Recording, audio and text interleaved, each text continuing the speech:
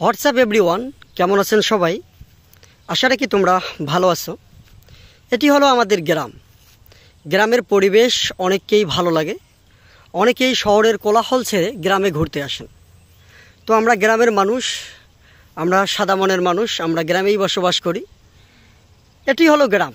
আসলে গ্রামটা দেখতে অনেকটা অপরিষ্কার। অনেক মানুষ গ্রাম অপছন্দ করেন, আবার অনেকেই আছে গ্রাম খুবই পছন্দ করেন।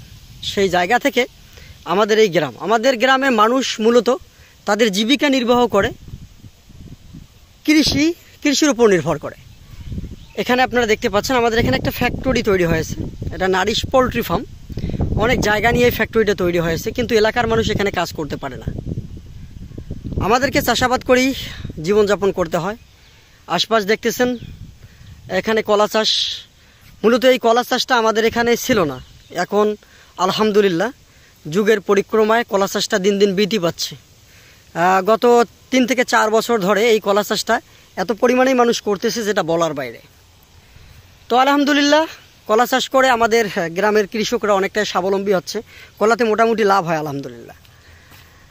আর এটি ছিল আমাদের ঘাস। আমার একটা খামার আছে, ছোট কয়েকটা গরু আছে।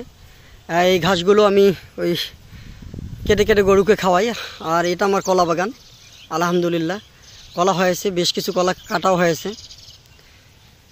তো মূলত যারা গ্রাম ভালোবাসেন, যারা গ্রামের মানুষ আছেন, তারা গ্রাম ছেড়ে শহরে গিয়ে থাকতে পারবেন না।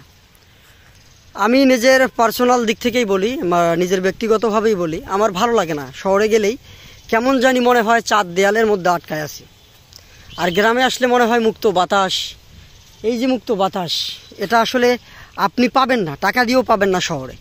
শহরের বায়ু দূষণ থেকে শুরু করে শব্দ দূষণ অনেক কিছুই শহরে ঘটে যাচ্ছে, কিন্তু গ্রামে যা পাওয়া যায় সেটা একদম পিওর, প্রাকৃতিকভাবে।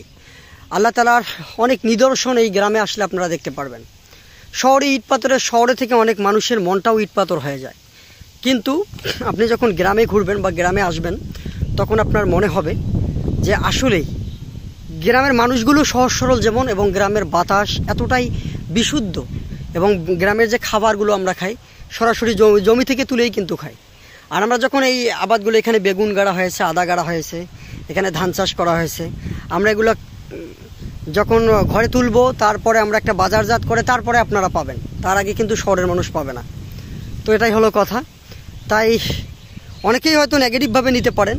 আসলে বাস্তবতা হলো গ্রাম অঞ্চলের যে আবহাওয়া বা গ্রাম অঞ্চলের যে জিনিসপত্রগুলো সব আসলে পিওর পাওয়া যায়, একদম অথেন্টিক পাওয়া যায়।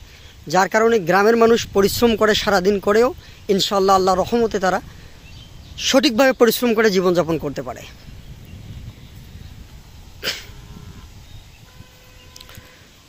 তো সকলেই ভালো থাকবেন। ইনশাআল্লাহ ভিডিও প্রতিনিয়ত পাবেন আশা রাখি। আল্লাহ হাফেজ।